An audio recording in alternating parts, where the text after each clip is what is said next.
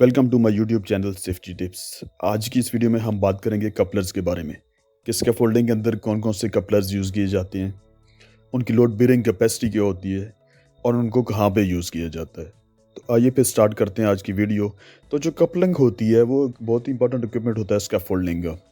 ये यूज़ की जाती है एक पाइप को दूसरे पाइप से कनेक्ट करने के लिए या एक पाइप को स्ट्रक्चर के साथ कनेक्ट करने के लिए हम कपलर्स यूज़ करते हैं। तो सबसे पहले आ जाता है सिंगल कपलर। इसकी जो लोड बेयरिंग कैपेसिटी होती है वो होती है 65 केजी। इसको यूज़ करते हैं to connect transom and top board. ये ट्रांसम और टॉप बोर्ड को कनेक्ट करने के लिए यूज़ किया जाता है। फिर आ जाता है बोर्ड रिटेंशन कपलर या BRCB इसको कहते हैं। इसकी जो लोड बेयरिंग कैपेसिटी होती है वो होती है 565 KG. Use to maintain stability of one plank to another plank. तो ये प्लैंक के दरमियान में यूज़ किया जाता है। प्लैंक को स्टेबल करने के लिए, मजबूत करने के लिए हम BRC यूज़ करते हैं। फिर डबल कपलर या राइट एंगल कपलर। इसकी जो लोड बेयरिंग कैपेसिटी होती है वो होती है 610 केजी। इसको यूज़ किया जाता है लेजेस को स्टैंडर्ड के साथ कनेक्ट करने के लिए। ये आप देख सकते हैं, ये लेजर है और ये स्टैंडर्ड है, तो उसको कनेक्ट करने के लिए हम राइट एंगल कपलर यूज़ करते हैं। जो राइट एंगल कपलर होता है वो सिर्फ राइट एंगल में ही कनेक्ट हो सकता है, किसी और एंगल में वो नहीं, वो फ्लेक्सिबल नहीं होता, जैसे हम मूवेबल नहीं होता, यानी कि वो सिर्फ राइट एंगल में ही यूज़ होगा। फिर स्वेवल कपलर आ जाता है। तो स्वेवल कपलर भी बेसिकली होता है राइट एंगल कपलर की तरह ही है, लेकिन इसको हम घुमा के किसी भी एंगल पे यूज़ कर सकते हैं, जबकि जो राइट एंगल कपलर है वो सिर्फ राइट एंगल पर ही यूज़ होगा। इसकी जो लोड बेयरिंग कैपेसिटी होती है वो होती है 610 KG. Use for connecting bracing and out rigour.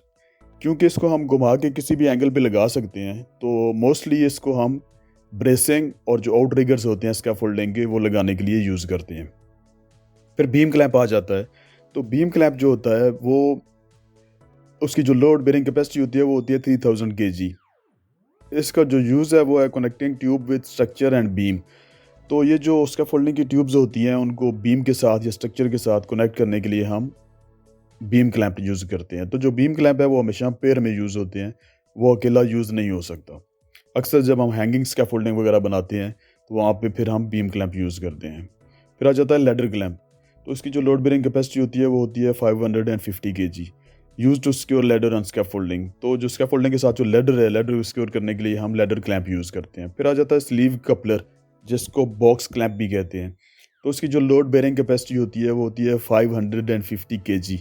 Use to connect one standard to another standard in vertical and horizontal direction. यानी जो स्टैंडर्ड को वर्टिकल या हॉरिजॉन्टल डायरेक्शन में कनेक्ट करने के लिए भी हम एक दूसरे के साथ बॉक्स क्लैंप यूज़ करते हैं। फिर जॉइंट पिन आ जाती है, use for connecting two tubes. तो ये जो जॉइंट पिन है, ये जो ट्यूब्स होती है, स्कैफोल्डिंग जो पाइप होता है उसके अंदर डाल के दो जो पाइप्स होते हैं, ये आप इस पिक्चर में देख सकते हैं, उनको कनेक्ट करने के लिए यूज़ की जाती है।